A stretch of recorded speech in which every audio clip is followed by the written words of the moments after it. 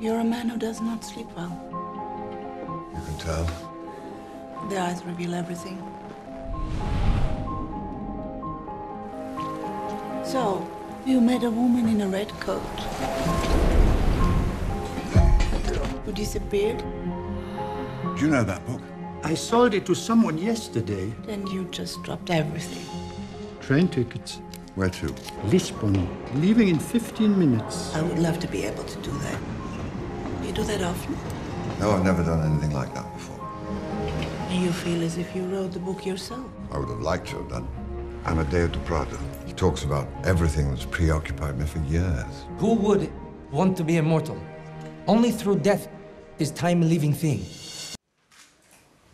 I think it's certainly very important, to get to your question, to be aware of one's history. I'm becoming aware that you are having problems with extremist groups in Greece. Especially the extreme right. Right. As soon as there is discomfort in any society, I think extremism gains in popularity as people think that extreme measures are the answer. I think if you look historically, that is finally not the answer. Moderation is all. And I think what we do in England is we laugh at the extremists. And we think, yeah, fine, okay, fine, but you're not the answer. And I hope you have the wit to do that in Greece. I do think it's important, especially for the young, that they're educated in history so that they can see the result of extremism and how finally it doesn't work.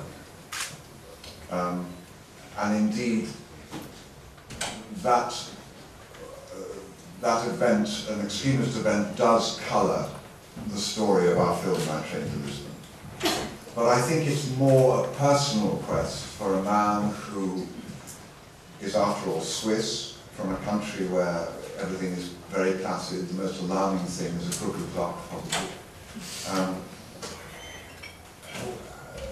On his journey, a physical journey and a mental journey, towards meeting people who have lived and loved and suffered in extremist situations and who have survived, and who have, in a way, been honed by those situations. And he realizes that there is more to life, that life at its best contains passion, than he has previously felt in his little town of Bern. So it's an emotional journey, the movie. And I think maybe can teach us that we don't have to stay in the rut we are in. I think the danger of being in an economic situation as much of Europe finds itself is that you think there is no way out. But it's important to get up every day and say, the sky is blue, the weather is wonderful, the sea is sweet. We can adjust ourselves. Human beings, and therefore societies, are immensely robust, I believe. And we shouldn't be encouraged to take the easy option of thinking, let's have extreme measures. Politicians have let us down, economists have lied to us.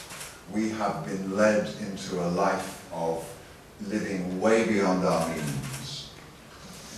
It is partly our responsibility. I believe it's also partly the responsibility of the people who lent us the money to live beyond our means. Because if I am asked to lend, whatever, £100 to somebody, and I think, will I ever get it back? That's my choice to lend it. If I think I won't get it back, I can give it as a gift. If I am stupid enough to think I will, when the person clearly is not going to be able to pay me back, then it's my responsibility, it's my fault, it was my decision. So I think the responsibility has to be shared in order that we may go forward. And I think when we do go forward, it'll probably be a very different life. I don't think we need to live at the standard of living we have been told we need to live at. We don't need to buy all these clothes or these new cars just to keep the economy going. What is this economy? Who is it? It's not us. It's not Greece in this case, or Ireland. It's solely. So we have to, I think, learn to live with less and realize that the real joy of life comes from enjoying the environment, taking care of the environment, and enjoying each other and taking care of each other. And you don't need to buy things to love each other. I think we mustn't feel that the whole country is an incident that we see reported in the papers.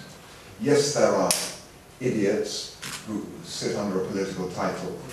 Yes, they murder people sometimes, but this happens all over the world. This doesn't reflect Greece, the Greece I know.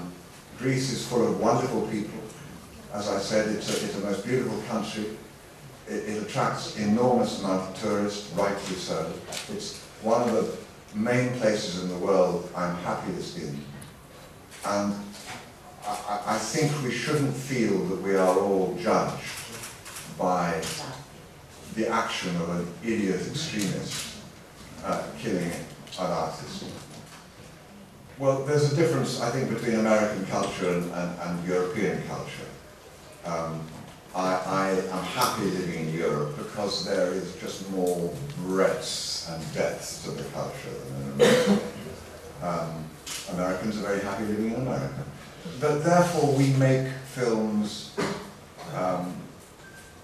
which are not necessarily aimed to be blockbuster movies in quite the same way. Films of the size of Night Train To Lisbon are very hard to make anywhere. But it is possible, it would seem, to have a success with such a film in Europe. Night Train To Lisbon has been doing very well in many countries that it's opened. I'm not sure how it will do in America, where the audience is used to being spoiled by enormous pictures, and where most of the interesting work now seems to be happening on cable television. I've just finished doing a series for cable television, and it attracted good actors, a great writer-producer, Neil Jordan. You talk about the Borgias. The Borgias, yeah. And looking at bad behavior, at House of Cards, all these American television series, I see that the sort of work that I'm interested in, and I think my audience is interested in, is happening more and more on television. And I think that's a matter of economics. In Europe, we're still making many bad films, but some good films. How long this will continue, I don't know. I hope it does. I hope it does continue. But the problem is piracy, basically, with films, is companies getting their production money returned. Well, they both talk about periods of hardship, and that, of course, is what drama loves. Periods which bring out the best or the worst in people. I remember being in Prague, filming before the wall came down, and the vibrancy of the theatre, which was used as a forum to convey ideas in a slightly secret way to an audience in a time when political protest was not allowed, and so it happened through the country's theatre. That was very exciting. When the wall fell down, and suddenly consumerism engulfed, or tried to engulf, Czechoslovakia, that whole impetus in the arts seemed to disappear. And I think there is a problem still. I mean, we've been through economic difficulties really since 2008, I suppose. I don't think it's started to bite yet. I think things are going to get a great deal worse as we readjust our societies and our economies to the reality of the world, which is not that we can borrow to live high. Just can't do that. I mean, I'm sure all your parents told you that. It's also to buy guns, not only to live high. It's also to buy guns from those who lend us the money. Oh, absolutely. Absolutely. To buy from people who lend us. To buy guns, you say? Well, I suppose you can buy guns, yes. Artillery, yes. So I think drama loves that situation, and therefore it's not a surprise that both Hearth and Spirits and Night Train to Lisbon contain periods of political unrest, because it shows the mettle of the characters involved. I think there has to be change in our current situation. I can't see how extremism is a way forward, or guns are the way forward. I think we have to gently pay back some things, but also say to those who lend to us, you were fool enough to lend to us. I'm sorry, we haven't got it. Deal with it. And that will create difficulties and dangers socially.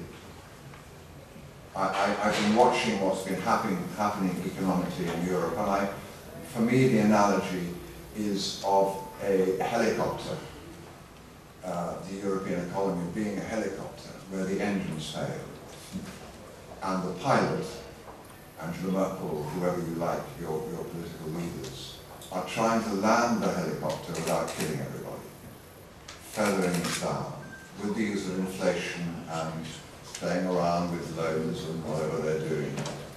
But basically, if the helicopter crashes, then Europe implodes. There is enormous social unrest. There is a much worse situation than the one we now have. And I think all the great religions say love is the most important thing in life. And I think that's the very simple answer. I mean, I'm not particularly religious, but if you look in any religion, they say that love, which means communication with each other, respect for each other, kindness to each other, good manners to each other, knowing that the only help out of any situation are our friends, other people. And we have to communicate and talk rationally to each other, and together, I think, we can get through any situation. Health, of course, is important. Money is not important. I know that. I mean, they say that, oh yes, that's fine because you've got enough. Yeah, but I just know by looking at people that you see poor people in poor societies who are happy, who have a balanced society, a balanced economy. Yes, they don't have much, but if you have family, friends, people you love around you, that is actually enough. It's also, of course, you need enough to eat, so that you don't suffer. You need your health, and you need somewhere to live. Very simple things. We've gone way beyond that. We now live in cities, and we think we need entertainment, we need new things, we need excitement, we need to buy. And we've been told that for the last sort of 50, 70 years, because the people who make money out of us buying things feel it's a great message, it's great propaganda, but we have to see through that. And I think we have tremendous power, because these huge global organizations who want to lend us money or sell us things, it's always us. They want us to buy things, us to borrow, us to spend. So we have that choice. We can say no. I mean, we have global economics by the balls. We hold the power. But we must realize that and not fight each other or point fingers of blame, but just say, if we want to change society and live in a society where we don't believe that we have to buy and live high on the hog to be happy, but we have to take care of each other and enjoy each other and enjoy the weather and enjoy the environment and take care of the environment, we can make... I do think the film industry is as political or as non-political. I mean, basically, I think the film industry is divided into two people, two types. The people who are in it to get rich, and the people who are in it to tell stories and make works of art. It's always been divided between. And sometimes the things overlap a little bit. But political, no. I think anybody who wants to make money will side with the politics that make it easiest for him to make money. So they're not really political.